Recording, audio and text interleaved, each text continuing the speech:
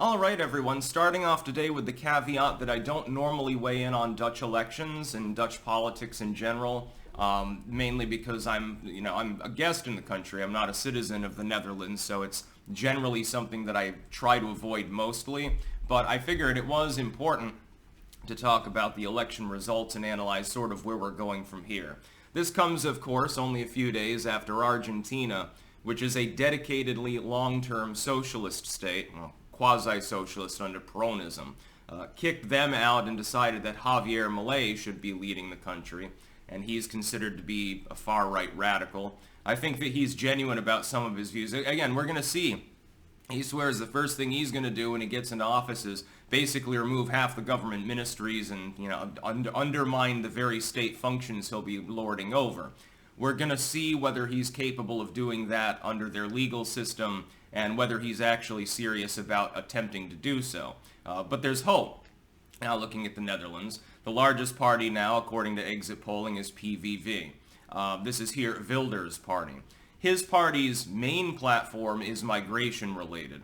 So they want to prevent mass migration of people into the Netherlands, tighten up basically the defense of Dutch culture. Dutch culture tends towards the secular / marginally Christian.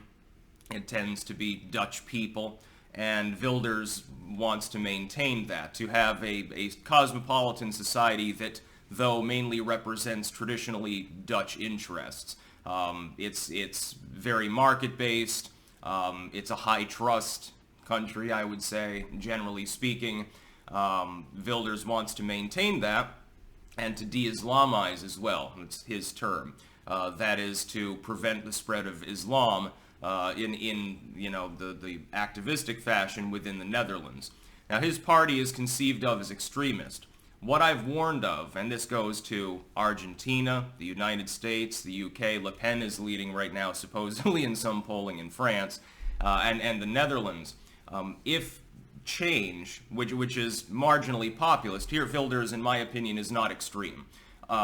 Defending your national borders and attempting to have a balanced economy, traditionally speaking, have been normative for every political movement.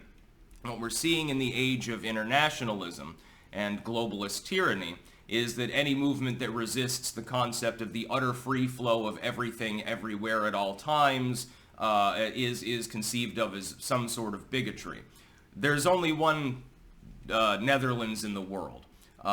There's the Netherlands, and that's where Dutch people live. There are a couple of islands and then some Dutch people in Suriname, and of course you've got expats and partly Dutch communities like the Pennsylvania Dutch or something like that. But there's only one Netherlands.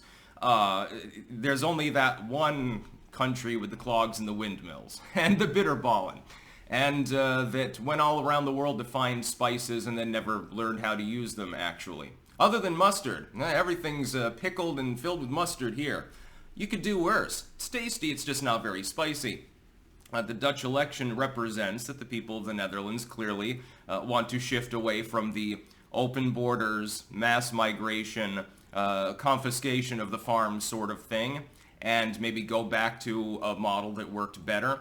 And this is echoed again. There's a reason why Trump is rising ahead in the polls too. He's more than 2 points ahead of Biden now. He's shot off like a rocket. He's near 48% in the aggregate in general polling.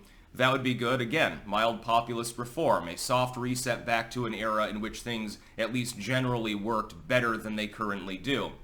Argentina, it looks like it's looming in France. Britain's all sorts of fucked up right now, and no telling what happens politically there other than you know that it's going to be chaos. Mainly the Conservative Party, they're torpedoing themselves repeatedly. I wonder why people could possibly get pissed off at them.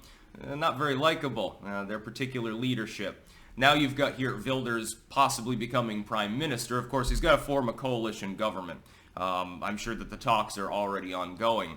But this is a pretty big win for this party, which had been, quite a bit behind the main party, which I think is VVD, which was Mark Rutte's party. But that effectively, they shit the bed and lost Mark Rutte. Not that I think half of them cared. He wasn't a very likable person either. He seems very droll. not much personality, actually. Like, not someone you necessarily hate, but somebody it's like, boring, actually. Wilders is not boring. He's well-spoken, articulate, and seems to genuinely care about preserving Dutch culture. Again, it's ironic because I don't come from the Netherlands. I don't speak fluent Dutch. And I'm a guest in the country. That's why, again, generally I'm uncomfortable weighing in much on Dutch politics because it's not really my field to weigh in on. But it's still important. I come from the more analytic side.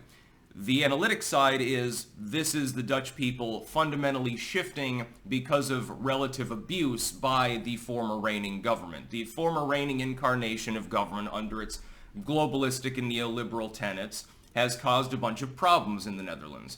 Just like with the farm confiscation, I can tell you 100% guarantee the intent behind that goal is not to leave more green spaces and fall in line with nitrogen emission standards under EU premises. That's not why they wanted that. There's a lot of nitrogen runoff, a big whoop, nobody really cares. It's not doing any harm to anyone, and they can proclaim it loud and long that it is, but really, Farmville in the Netherlands is pretty idyllic. It's pretty clean, and it's nice. There's cows everywhere and shit. What they wanted instead was to set aside some of the land to let it go fallow. I'm sure that they'd build parks. Most of it was going to go for development. They were going to make the medium density, typical European housing thing because there's a massive housing crisis. Another thing that's not being tackled properly. In the old days, when you had this sort of boom, you tried to build large, efficient structures. And in some cases, in and around Amsterdam, those are going up. All the new housing and shit everywhere else is this medium density stuff that's less efficient.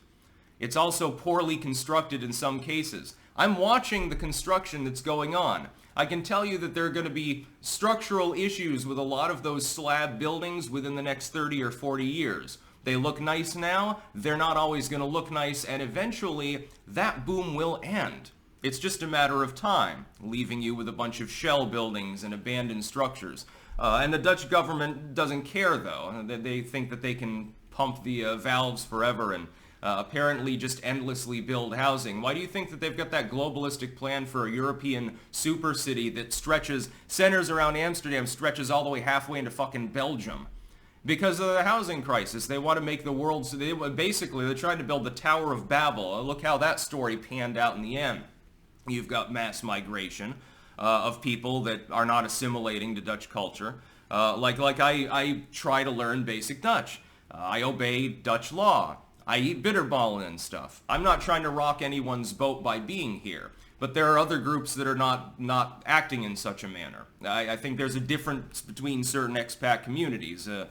Certainly in regards to acceptance of the local culture. And you get somebody who comes from a hyper-religious culture. They come to this country where most people are secular.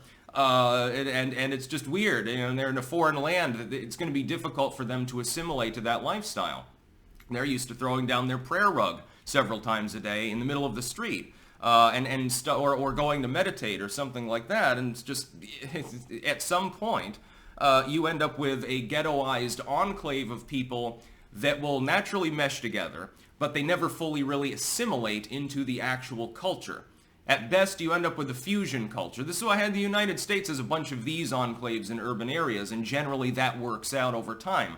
It takes a long time. It requires a great deal of civics, which is something that I think in many European cultures lacks at this point, and that's partially because, the government sucks and pisses away all your money and does weird shit.